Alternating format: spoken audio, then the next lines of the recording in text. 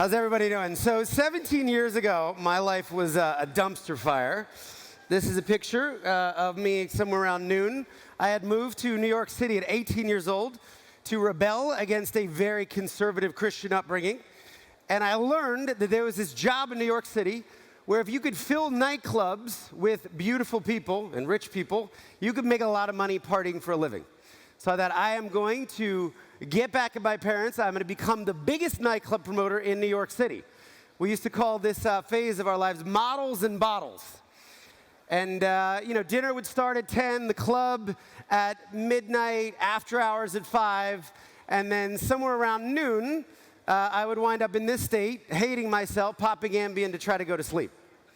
So obviously, this has changed since. So at 28 years old, in the fall of 2004, I realized I was the worst person I knew. I was morally bankrupt, spiritually bankrupt, emotionally bankrupt, and if I died, my tombstone might actually read, "Here lies a man who got 1 million people wasted." Zero purpose to my life. So I realized, a pivot wasn't needed. A radical course correction, 180-degree change was needed. So I sold everything I owned. I wanted to start life over at 28. I quit the smoking, I quit the drinking and the partying. And the only idea I had was to do 1 year of volunteer service on a humanitarian, some sort of humanitarian journey. So I applied all the famous organizations, Doctors Without Borders, Save the Children, the Red Cross. I'm denied by the first 10. And then finally, one group says, if you're willing to go to post-war Liberia, a country I'd never even heard of, and if I was willing to pay them $500 a month, I could join the mission. So I said, this is about as opposite as my selfish, degenerate life as I can imagine. So I went to a country with no electricity, no running water, no sewage system, no mail, a country that had come out of 14 years of civil war, and we were backed by 14,000 United Nations peacekeepers, the largest force ever deployed in the history of the world at this time. And I was with a group of doctors, and it was there that I saw people drinking dirty water for the first time. I used to sell Voss water for $10 in clubs to people who wouldn't even open the water. And I learned that half the people living in Liberia were drinking from swamps and ponds and rivers. Half the country didn't have the most basic need for life met. I learned this was one of the leading killers for kids under 5, forced to drink water because there simply was no clean water. When you see a child drink water that you wouldn't give to an animal, it does something to you. And I came to a realization that this was a huge problem. 28 diseases directly tracked to unsafe water.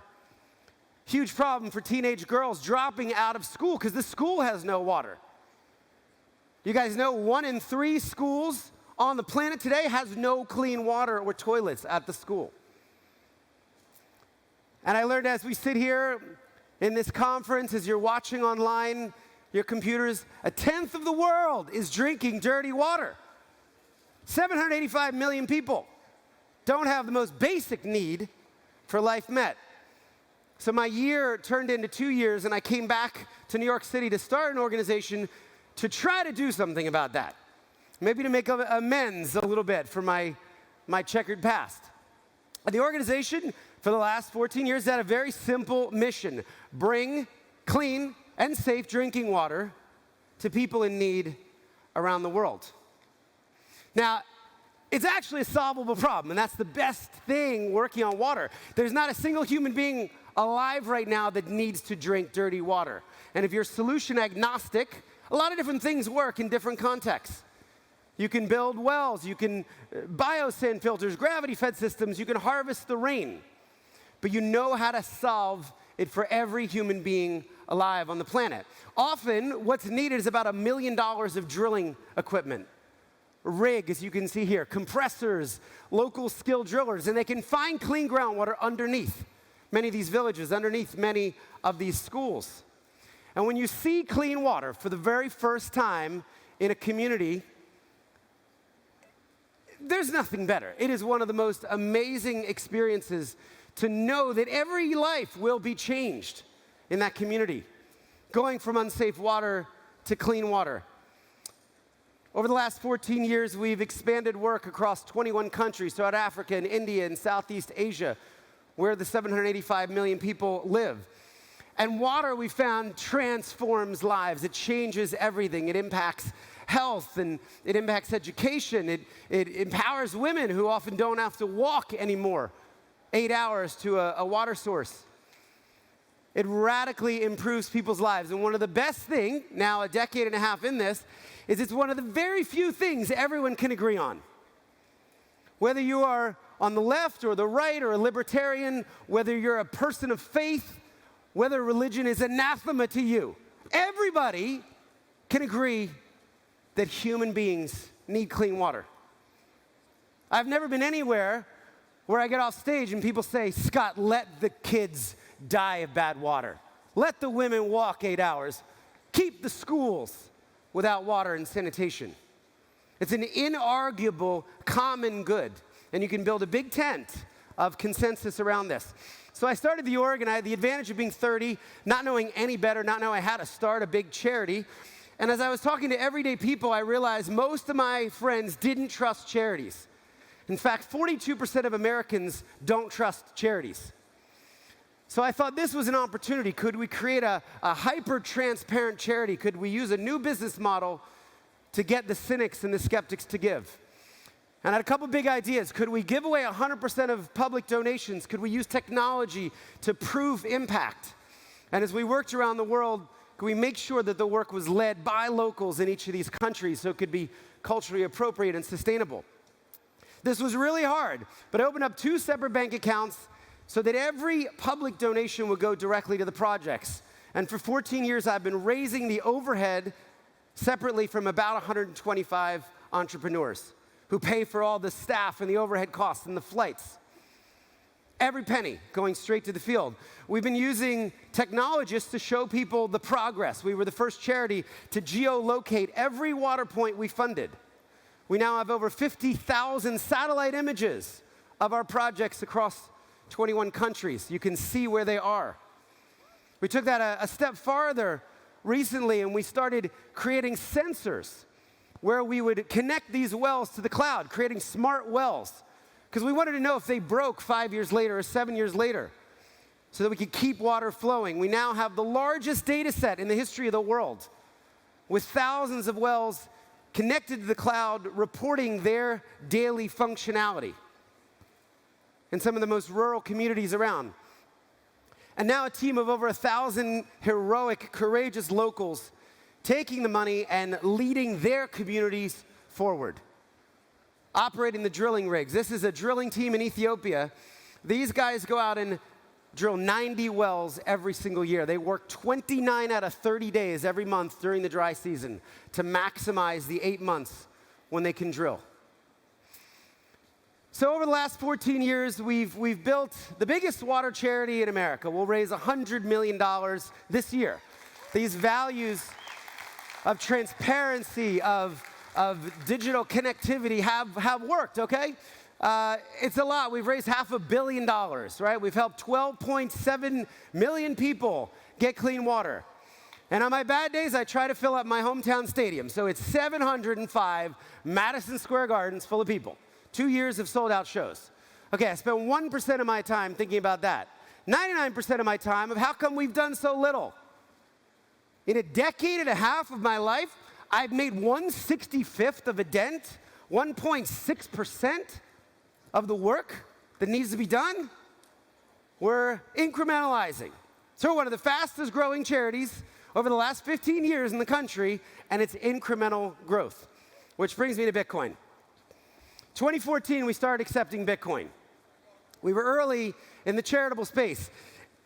Like anything else that donors give us, we sell immediately. We put the money to work, right? Who is a charity to determine whether an asset goes up or down? The donor gives it to me. If you give me Apple stock, I'm just going to sell it, and I'm going to help as many people get clean water. So we just sold Bitcoin like anything else that came in. Interestingly enough, Tony Hawk was my first donor to get Bitcoin. We sold his 4.8 Bitcoin for $312 each. Well done, Charity Water. we've actually taken in 569 Bitcoin. And we sold them for a grand total of about $4 million. Okay, not nothing. We use that to help 110,000 people get clean water. But a couple years later, just over the last 30 days of crazy vol, 25 to 37 million. The difference of helping 600,000 to 900,000 people get clean water. So we thought maybe a new approach was needed. Maybe charities could think about this a little differently. Maybe we should think about this differently. Maybe a charity could have diamond hands instead of paper hands. Maybe there was a paradigm shift that could actually help lead to exponential growth. And the more that I learned about this technology, the more my team and I began to believe in the long-term growth potential, to believe that Bitcoin is a store of value, and get really excited about the fact that I believe the greatest philanthropists in the future are in this room, are watching online. The people that are going to make a bigger dent than Buffett or Gates or some of these huge, massively institutional foundations are in this room, are part of the Bitcoin community, and the exponential impact, the power for good on our planet is going to come from this. So we're announcing something new. It's a pretty simple idea. The Bitcoin Water Trust. We have learned our lesson, and we're going to accept Bitcoin donations in this trust, and we're going to hodl for a full cycle until at least 2025. We're not even going to look at it for 4.5 years. We'll get past the halving in May of 2024, and in 2025, we will start using 100% of the Bitcoin to help people get access to clean water. We've heard time and time again from people saying, why would I give you a Bitcoin now for you to turn it into $38,000? I'm going to give it to you later. Well, I'm not sure they actually will give it to us later. So we want you to give it to us now, and we'll hold it and follow that intent. So the big goal here is to have enough Bitcoin in this fund to get 20 million humans clean water. To do more, what we've been able to do in 14 years with fiat, help 20 million people get clean water. And we're also thinking about this as a Bitcoin native fund. We're not just imagining we transition back into USD in 2025 and beyond. We imagine we're able to help people get clean water around the world, across Africa and India and Southeast Asia, by actually buying the materials, by drilling wells with Bitcoin. We think the potential of this, I mean, you're all sitting here worried about currency devaluation. Why should we suffer from the same currency devaluation? So we intend to keep this fund in Bitcoin. To launch it, we're looking for 100 people to do 1 Bitcoin each. It's a pretty steep ask. But when the Winklevoss, Cameron and Tyler heard about this, they said, well, we'll match the first 50 Bitcoin that you raise in this fund, about $2 million today. So I just started over the last week asking people to donate 1 Bitcoin, and we're already at 33 out of that founding 100. Or 66 if it's matched, right? And this is actually the official launch. So there's 67 spots left. We put up a website last night. Some of these founding members have already started to give. We're already just at 15 in the last 24 hours. We're going to transparently show how much Bitcoin we're holding, how much it is against the dollar and the yen and the pound and other currencies, and how many people could be served at any given time. People can donate with their name or anonymously or pseudonymously to the trust. And what we're saying to people is 1 Bitcoin right now, I can help 1,000 people. I can help 3 communities with clean water, but I believe in the future, I'm going to be able to do a lot more with that, have a lot greater impact. There's also a really good tax reason to do this. As you all know, if you sell your Bitcoin, you have to pay full tax on all your gains. If you donate Bitcoin, not only do you not pay tax on the appreciation, you take the full value in a deduction. So we're launching the trust today, and look, this is not just for whales. Maybe there are people here. If you can donate 1 Bitcoin, you're invited. Please, if you're looking online, go to charitywater.org/Bitcoin. Join us. Your donations will be matched. But really, this is about participation, and I would hope everybody looking here, maybe this is the first donation you have ever made in Bitcoin. And maybe it's $100 worth or $500 worth. I believe Bitcoin can be a force for good. It can go and be one of the most useful things, specifically helping people get clean water, the most basic need in life met. So I'll give you just a second before I end. Take out your phone and just take a picture of it. Think about it. Go talk to your spouse or your partner. But you are all invited to participate. And I can tell you from the last 15 years, from personal experience, one of the most rewarding things in my life is giving, is generosity. When you give, when you open up your heart, you want to give more. The more you give, the more you give. So you're all invited to be a part of this. I hope you'll join us. Thank you so much for letting me share.